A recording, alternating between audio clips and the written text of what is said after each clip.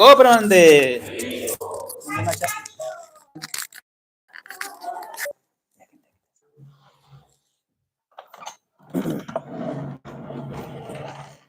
Hare Krishna.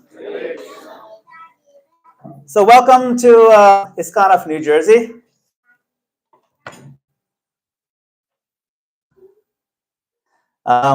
Today we're going to talk about a very important topic. It's Bhadra Purnima. It's a nice opportunity coming up. Bhadra Purnima, and the topic really is about sharing, importance of sharing. We've been given this incredible fortune, the wisdom of Srimad Bhagavatam, and this very auspicious day coming up in just a couple of days that we actually observe in ISKCON by distributing Srimad Bhagavatam. So, who knows the opening verse of Srimad Bhagavatam? Yes. Who knows the opening lines of Srimad Bhagavatam? The first line. Okay, only one. Okay, well, you can just follow along. This is the opening line of Srimad Bhagavatam. Repeat after me. Om Namo Bhagavate Vasudevaya.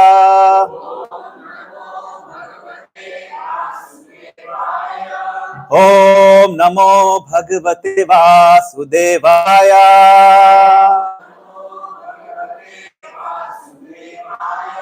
Om Namo Bhagavate Vasudevaya.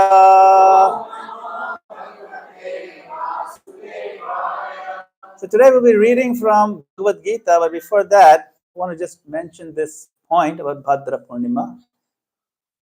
So there is great benefit in bringing Srimad Bhagavatam into your home, especially in the book form. Just bring a set of books, because this book set is considered the personal, direct incarnation of Lord Krishna himself. It's like a deity. Except you don't have, like when you bring a deity of Radha Krishna, you have to make so many offerings. But this is a deity of Radha Krishna, you don't have to make offerings, you just have to read. And if you already have a set, you can still purchase an additional one and give it to a friend who you think will welcome it in their home or who might appreciate having Srimad Bhagavatam. And then both of you and your friend will benefit eternally. So in this drive the next couple of days, between now and next week, we want to distribute as many Srimad Bhagavatam sets as possible. And so please contact Sadashiv Prabhu, who lives right here in the temple. Anybody not know Sadashiv Prabhu? I think people are shy to raise a hand. If you don't know him, he looks like this. Very ecstatic devotee, always distributing the books of Srila Prabhupada. So you can catch him. He's going to be here a little bit later today. So please see if you can get him. He has them. He has the keys to the spiritual world and the book room also. So please get this from him. All right. So today's verse in Bhagavad Gita is towards the end of Bhagavad Gita. This is verse number 68 and 69. So this is even after that Sarva Dharman Parityaja verse, which is considered the conclusive verse, but this is after the conclusion. So pay special attention. Right? Please repeat after me. Yaidam paramam guhyam Madbhakteshvabhidhasyati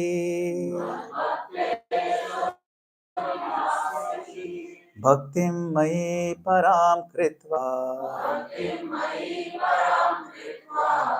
Mami vaishyatya shamshayaha Nacha tasman manushyeshu Kaschin me priyakrittama Bhavita nacha me tasman Anya priyataro bhavi. So this is entitled How to Become Dear to Lord Krishna. Please listen very carefully. Krishna is not mentioning any words here. He's saying it to the point. He's talking about this whole Gita that he spoke up to this point, which is the end.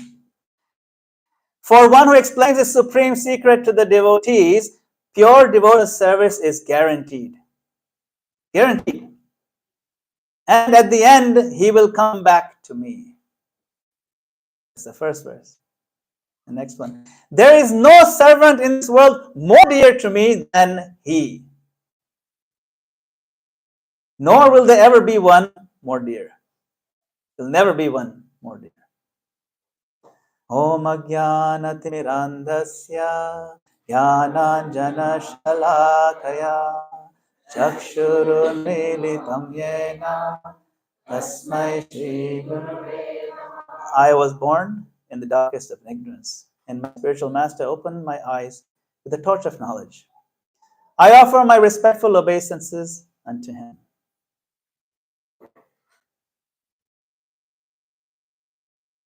So let's go back a little bit. Why do we seek spirituality?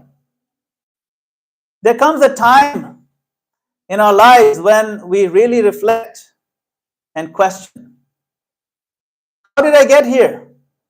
What am I doing with my life, with my time? Am I really happy? Is this quote unquote success? We want something a little bit more than just this, eat, sleep, entertainment, work, that whole cycle, right? Eat, work, entertainment, sleep, repeat until we die. But there's a deep thirst we all feel in the heart. It's undeniable. A spiritual need that everybody has, and most people feel. A need for meaning, a need for purpose in life. We have an inkling, we have an urge in our heart that there is a higher power, a God, our ultimate source, and we feel a longing to connect to that source. Now that source, God, who is the most attractive, absolute truth.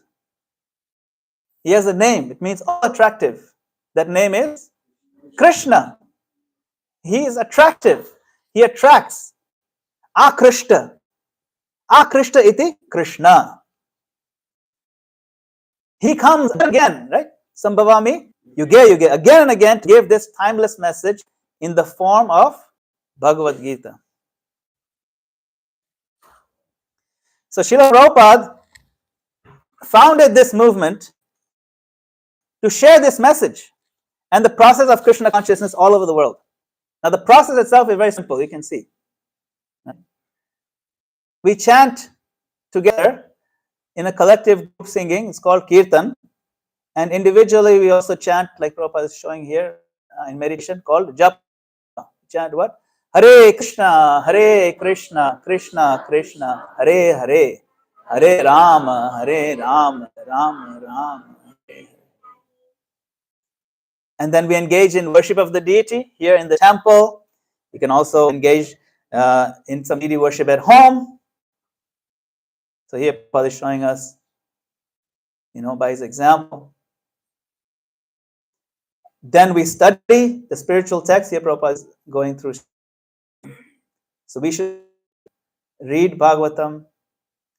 We should read Bhagavad Gita. We should read, but we should also have healthy discussions and try to apply. How do you apply this in your life? And what are some of the challenges that Gita helps you solve. So, we read, we study, and then we offer nice items, like this picture here, Satu food that we offer to Krishna that's fresh and tastes good. And we take the remnants as prasadam. That's also Prabhupada showing us sitting with the devotees. So we honor prasadam. We only eat prasadam. While living a clean, healthy, honest life and imbibe the principles of the simple living and hygiene. Following this process called consciousness, we actually get great satisfaction. And we start feeling happy even from the very beginning. Like within the first few days, or even the first time we come across it, you will feel something very special. That is real. That is the soul finally breathing. Finally, you found what you're looking for. And as we mature in our spiritual practice, in our advancement, our development, we get access to more and more realizations, more and more reflections, more and more perspectives, and ecstatic experiences. That's also a fact. It is a time-tested process, this Krishna consciousness. Now, today's topic is about sharing. If we have found some joy, some fulfillment, some value in this process, we have to share it. We have to live it, and we have to give it. Lord Chaitanya Mahaprabhu said, all of you become guru. Krishna in the Gita says it. No one is more dear to me, right? And no one is mutually more dear than one who shares his knowledge. Prabhupada said it, distribute books. That's the point. Preach it, live it. We cannot afford to not be thinking about giving this to others every single day.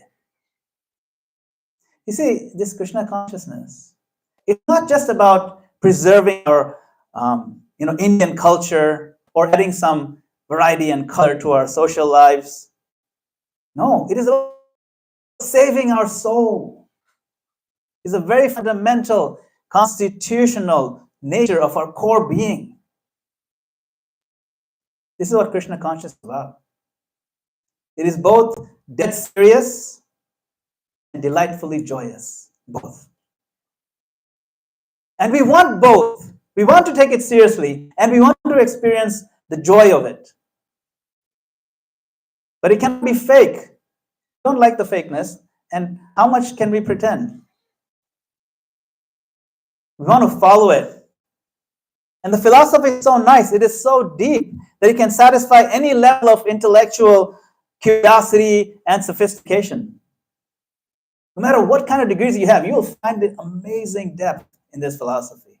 And yet, it is so straightforward that even a little child at any level can understand and embrace this process immediately.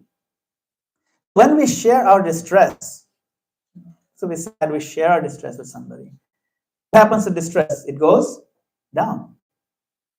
And when we share our happiness, it goes up. So sharing is a win-win, right? So when we share this Krishna consciousness with others, our own Krishna consciousness and our own happiness increases thousands of times over. Anyone who has done even a bit of this sort of outreach, explaining with somebody, can attest it's incomparable, the bliss that comes from it, right? The feeling of sense of joy that we cannot forget. We gave a book to somebody, or we spoke something nice that really clicked and they got them excited. You won't stop smiling. You'll smile more than them. Because it's like lighting another candle. Somebody lit our candle, and we can use the same candle to light others. Another key advantage in sharing is that we become stronger.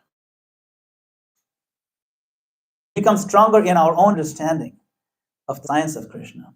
So, like, for example, we try to explain it to somebody, right, who's from a different perspective. And when we try to wrestle, how can I explain to a fifth grader? Try to put it in their words. it strengthens our understanding. And especially when somebody asks us questions from a different perspective. Oh, I never thought of that. And if we don't know the answer, that's fine. We can go look it up, or we can ask our devotees. But this way, it grows vastly. So it gets, our knowledge gets really strong. We're talking about sharing, right? But how can we share something that we don't have a good grasp of it, or some basic understanding?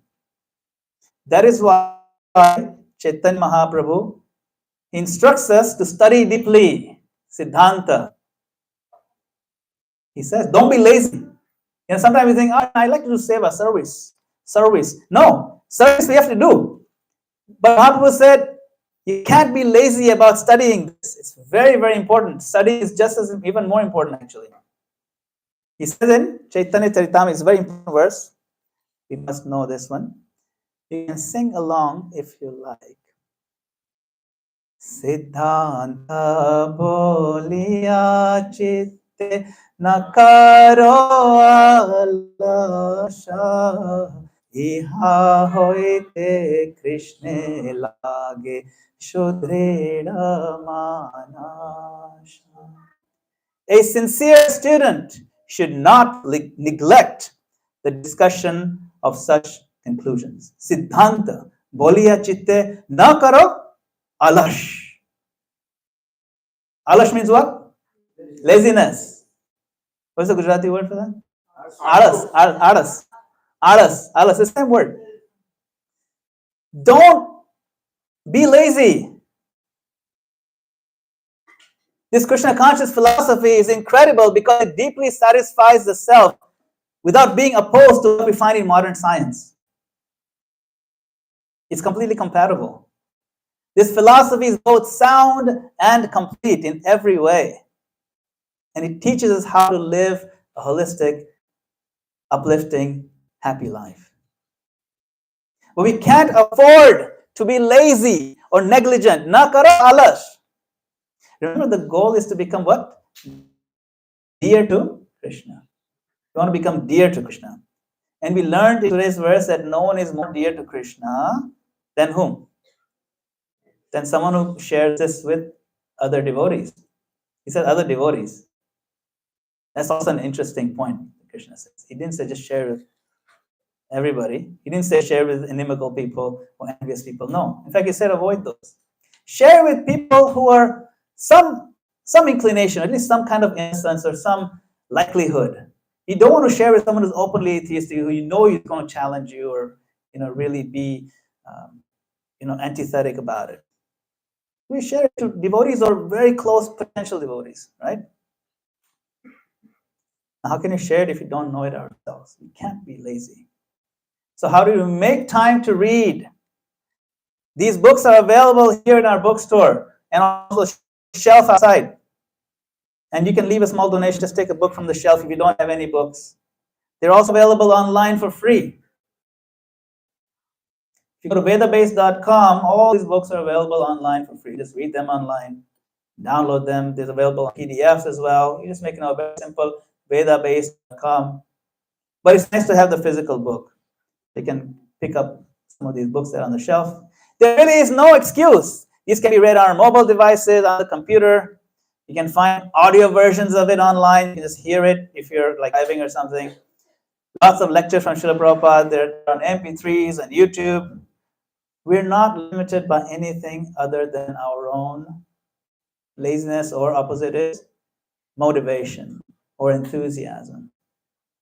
Right? If you're lazy, then you have to be active. But how can you be active? You need enthusiasm, you need motivation. And what motivates us more than anything else?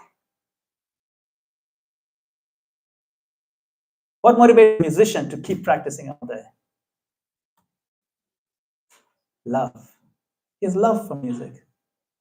The root of spiritual enthusiasm is love. Prabhupada says this. This is a lecture from Prabhupada in London, 1973. He says, a musician, because one has got a good attachment for music, he tries to perform it very perfectly. So love is the basis. Similarly, when you serve Krishna, if you have no love for Krishna, you can serve him very nicely. And Krishna also does not accept your service if it's not done in great love and affection. You know? All we need is a little bit of love. It's not hard to find a little bit of love. Maybe complete love of God is a very far goal, but a little bit of love we can find. And if you can find that spark, you'll find both the time and the energy and even the excitement to go along with it.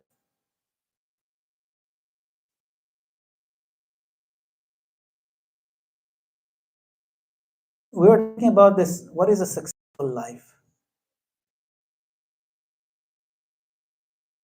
How many of us here can claim to be Indian? Indian, quite a few, most of us. Or of Indian descent, like Indian heritage, most of us. Like I was not born in India myself, but if we claim to be Bharatiya, either born in secular land of India or Bharat, or descending from that lineage, we have to make our life successful. Sarthak. What does Mahaprabhu say? Can sing along? Bharata bhumite hoila manusya janma jara janma sarthak kari karo paropakara. One who has taken his birth as a human being in the land of India, Bharat Varsh, should make his life successful, sarthak, and work for the benefit of all other people. Success, sure, becoming CEOs of large companies like Google or Microsoft or IBM, or becoming prime minister of the very same country that colonized us, or becoming an astronaut. These are all marks of success for Indian people, right? We've accomplished some of these things. But real success, sarthak, is doing what? Upakar. The highest welfare for others. What is this highest welfare? Sharing this true wealth of our Vedic heritage, this timeless wisdom, the deep spirituality combined with practical application, not just philosophy. When Prabhupada came to England, he told the reporter, I did not come to take anything from you. I came to give the true jewels that you Britishers forgot to take when you came to India, this spiritual wisdom. We want to be givers, giving others the path to happiness in this life and a blissful eternal existence in the next life. What could be higher than that? The perfect example of Srila Prabhupada. Srila Prabhupada born in 1896. He was born in a house of pure devotees in Calcutta. And he met his own guru in 1922. And then he received an order in the very first meeting. Go and share this message. You're a young man, educated. Go and share this message of Lord Chaitanya Mahaprabhu, of the Bhagavad Gita, to the English-speaking world. It is the highest urgency. It's even more urgent than getting independence from the Britishers. This is 1922, when we were thick in the middle of, foreign rule. So his entire life, he prepared for this right moment when he was ready to launch this dynamic message into the world. He struggled so hard. You can see this picture, right? He is trying to get his Bhagavatam printed in Delhi. He had practically no income flowing after he got his Bhagavatam printed. Age of 69, he got sponsored a free ticket on a cargo ship. He was very comfortable in Vrindavan. He could have just stayed there in bliss, chanting Hare Krishna. He was very comfortable, taking darshan daily, bowing down, having Mahaprasadam. He could have just stayed there. But this idea of Janma Sarthaka Kari Kara Paro Upakar. This is the order from his guru. This is the order from Chaitanya Mahaprabhu. And this is the order from Lord Krishna in the Bhagavad Gita. He broke out from his comfort zone. And reaching America was not easy. Remember, he had practically no money. He couldn't take a flight, like a business class ticket. No. He approached this lady here. What's her name? Sumati Morarji. She is the owner of a large steamship company, cargo ship company, India Steamship. And she finally gave him, an appointment, and he told her, I need this ticket. And she said, Swamiji, please don't go. You are very old, and America is very cold. She's being a poet. Like this. Srila Prabhupada said, yes, I may be old, and America may be cold, but I have my Guru's order, and I am bold. Srila Prabhupada ki. And of course, the rest is an amazing history. How he built this dynamic international organization in just a few years. 10, 11 years, he built this explosion of followers and temples. And today, ISKCON has hundreds of temples, like 700, 800 temples all over the world, and millions of followers. Just from that. What's this sound? Oh, okay. Yeah.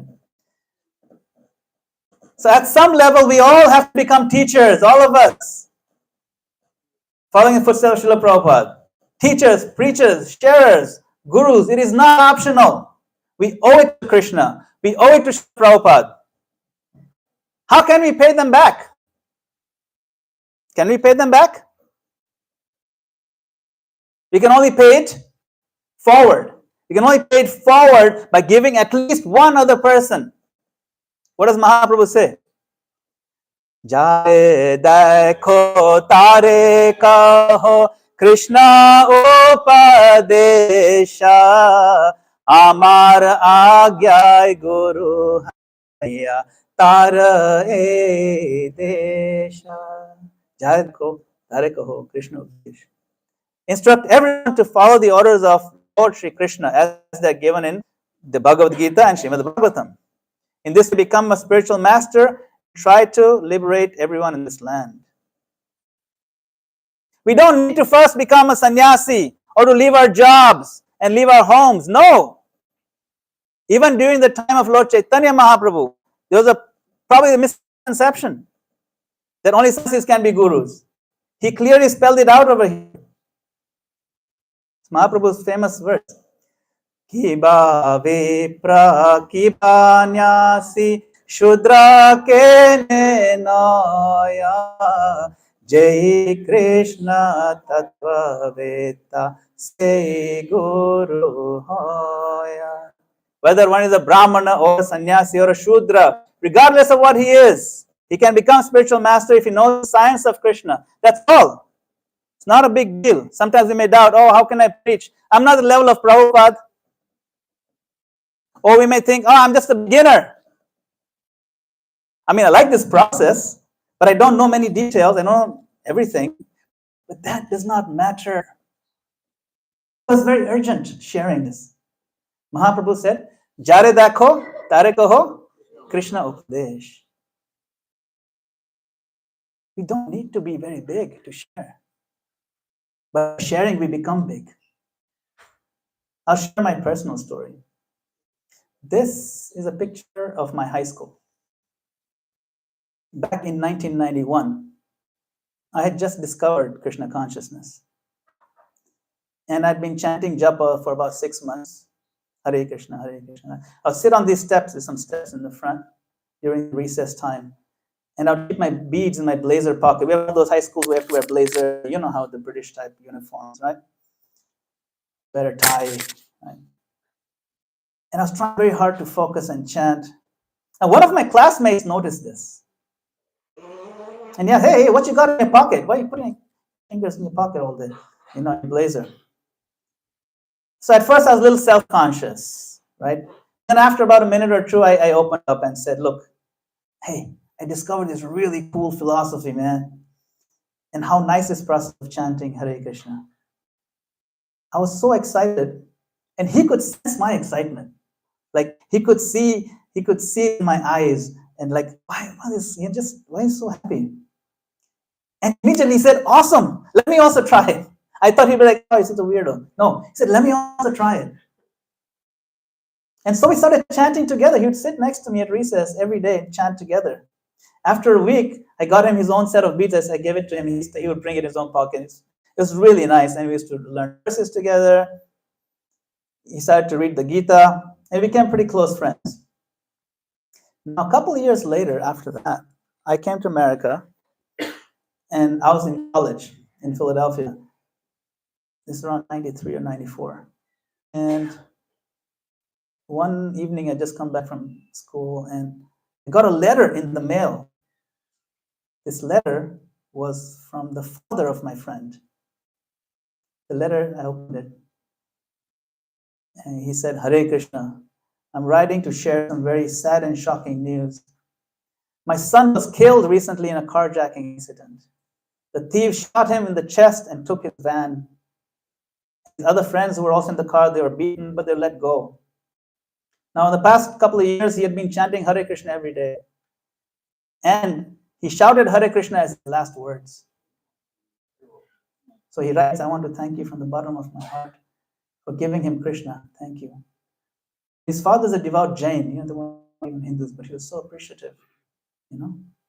I cried that whole night and prayed for my friend. It was then that I realized the importance of preaching, of sharing, and giving this knowledge to others. I could have that first time said, no, it's my family thing, it's a tradition, it's not for you, you're Jain. I could have said that. There would be end of that. So easily. But somehow I felt, no, this is so nice. It is meant to be shared. We should never let anyone tell us we are too young or too much at a beginner level to preach. Just share what you've learned. And if you cannot answer the question, for example, that they ask, then just direct them to more senior devotees who can. You have a whole worldwide movement backing you up. You should be confident. You're not alone. Prabhupada has built this all for us. The house that everyone can live in. You just have to take this initiative. Prabhupada was very insistent for his vision. This is his vision. Let me see if it works. This on? Okay. Let me see. It's nice to hear Prabhupada. We'll have to see if technology is going to help us. I'll read it. Because people are in darkness who require many millions of gurus to enlighten them. Therefore, Chaitanya Mahaprabhu mission is, he said, that every one of you become guru. Amar Adnai Guru Iya Karo this. You have got to go to foreign countries. Whenever you are, you teach. Doesn't matter. Ages. He says ages. If you have got power, you can go other country. But it doesn't differ. Whichever village, whichever country or town, you become a guru. This is Chaitanya Mahaprabhu's mission. Amar Agni Guru Deya Karo Eight Days, this country, this place. So, qualification, how can I become guru? There is no need of qualification. Still I can become guru? Yes. How? Jayata Kutari Kaho Krishna. Whomever you meet, you simply instruct what Krishna is saying. That's all. You become guru. You see the urgency in his voice, you can feel it. He said, there's no need of qualification. Don't let that imagine, right? So many lost opportunities just because we're just too self-conscious. Just take the role. Somebody gave it to you. You share it with others. This is Prabhupada's vision, Look at another place. He really downplayed the whole thing that, I can't be a leader, I can't be a guru, I can't be a teacher. No. Because you haven't got to manufacture anything. You don't have to be creative. You're not making anything new. Simply by strictly following the orders of Sri Chaitanya Mahaprabhu, anyone can become the spiritual master. Spiritual master means one who is strictly following the orders of his superior. He is spiritual master. Listen to this. Spiritual master does not mean that he has got 4 hands, or 8 legs, or 3 heads. That would be so weird. Some people think, you have to be so high before you can know. Start teaching right away. No, one who is strictly following the order of his predecessor, he is spiritual master. ISKCON started what year? 1966. In 1969, Prabhupada wrote this letter, just 3 years later. He said another examination will be held maybe in a couple of years, in 1971, on 4 books: Bhagavad Gita, Srimad Bhagavatam, Teaching of Lord Chaitanya, and Nectar of Devotion. One who will pass this examination will be awarded the title of Bhakti Vedanta. I want that all my spiritual sons and daughters, he didn't leave the girls out, will inherit this title of Bhaktivedanta, so that the family transcendental diploma will continue through the generations. Those possessing title of Bhaktivedanta, he was envisioning just within 2 years, will be allowed to initiate disciples. Maybe by 1975, all my disciples are now to initiate. Increased number of generations. He was very liberal. Why? Because the sense of urgency is too high. He had a clear vision, even in the earlier days of ISKCON, that he will make sure his disciples are very expert in understanding the scriptures. Na karo alash. Don't be lazy. And he would see to it that they're following strictly, and he expected them to continue very shortly. How to come dear to Lord Krishna? Krishna says, if one who explains the supreme secret to devotees, devotional is guaranteed. And there's nobody more dear to me than he, nor will there ever be anyone more dear. The different types of gurus, there's Chaitya Guru, there is Vartma Pradarshaka Guru, Shiksha Guru, Diksha, all kinds. We can be Chaitya. Chaitya Guru is who? Paramatma, Lord Krishna in the heart. But we can be other types of gurus. Vartma Pradaksha. Vartma Pradaksha, all it means, the Hare Krishna is down this road. That's it. That's the guru. Even the guy may be smoking, but he says, Hare Krishna, it's down this road. He showed you the road. Vartma Pradaksha, Path Pradak, he showed you the road. That's all. Imagine someone who is practicing and sharing. That is Shiksha Guru, someone who is living or giving instruction, and then Diksha Guru also. But this is whomever you meet. Jare dekho tare kaho Krishna Pradesh. Does this please Krishna? Of course. Not only does it please Krishna, but nothing pleases him more. Like if you have a ranking of devotees, okay, this devotee is dear to me, or this one is more dear, this one is more dear. The most dear is one who shares this with others. Because Krishna guarantees in the future, that rank will never change. In the future, there will never be one more dear. That's how solid. He spends 2 verses making this point toward the end of the Gita. Don't be lazy. Na karo alash. It's not that hard. And there's no excuse. You can't say, I don't have a copy. Take out your phone, you can find it. Maybe 30 years ago, you can make that excuse. Not today. So one of the most powerful ways to share Krishna consciousness is distributing books. And this month in particular, we want to give Srimad Bhagavatam. Prabhu says, so I'm always emphasizing book distribution. It is the better kirtan. It is better than chanting. Of course, chanting should not stop, but book distribution is the best kirtan. And Srimad Bhagavatam also says, it says in this 12th canto, verse 13:13,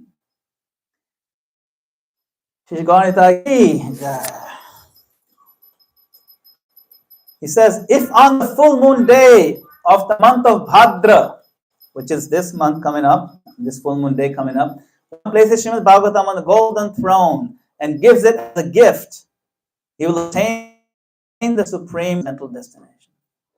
So if you have it, that's okay. You'll get a copy. Is Sadashi Prabhu here? There he is, back there. Everyone please look at Sadashi Prabhu. Hari Bol.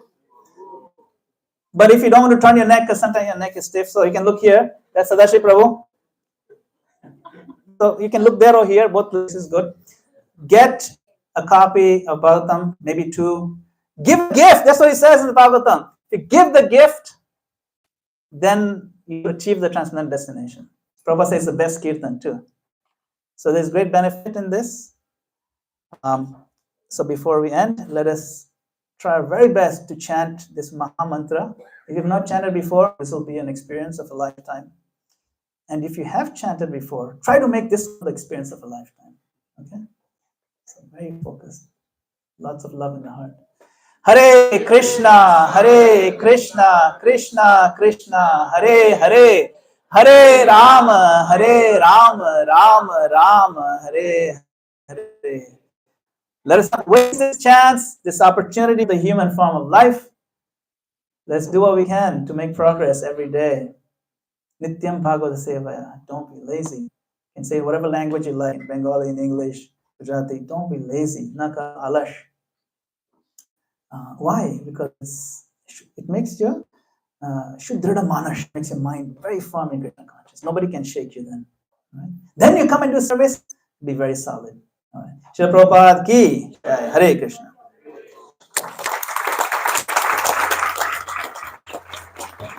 Any comments or last, like a quick comment or question? Yes, Prabhu. Thank you so much, Prabhuji. We hear this importance of sharing. The only issue that I come up with is people are in so much fast-paced life and like so engrossed in what they're doing. It's very hard to stop them. Yes. So how do we, make the initial? Yeah. People are very fast-paced life. It's hard to stop them. Maybe you should the people who have stopped. That's one thing. I mean, when Krishna says, share this with the devotees, he means those who will very likely be amenable to taking Krishna consciousness. So it doesn't mean the fast people are not. Many of them are very smart and they'll take it right away. So what can you do? Prabhupada gave an example. To go over the speed limit, that's illegal. But if you're going like 100 miles an hour and the speed limit is say 70, that's illegal. But the cop has to give you a ticket, so he has to go 110 miles an hour. Sometimes you can speed up yourself. In the sense, speak their language of fast. You know what I'm saying? Like, suppose you are in the field of pharmacy. Pharmacy people, maybe they're not quite as fast as some of these Wall Street people, but they're also pretty fast, right? Because they're trying to live a fast life. So you can catch those people who can understand your language. That's how it is. You don't need to try to catch up to the super fast lawyers, for example. Like, you preach to lawyers. You preach to the pharmacists, Or if you're a lawyer, then you preach to lawyers. Because you have these interests and concerns, so you can talk their language, you can address them. So yes, it's a fast-paced life, and it's only getting faster. It's not getting better. People are losing their sense of attention span. Nowadays, TikTok is saying, "Oh, anything video longer than 30 seconds means it's too boring." 30 seconds, that's our attention span now. It's ridiculous. This is a fast life. So it's good we slow down. We can show them, hey, look at my face. See how nice it is. Like, look at your face. No, you don't have to like that. But they will just see your face.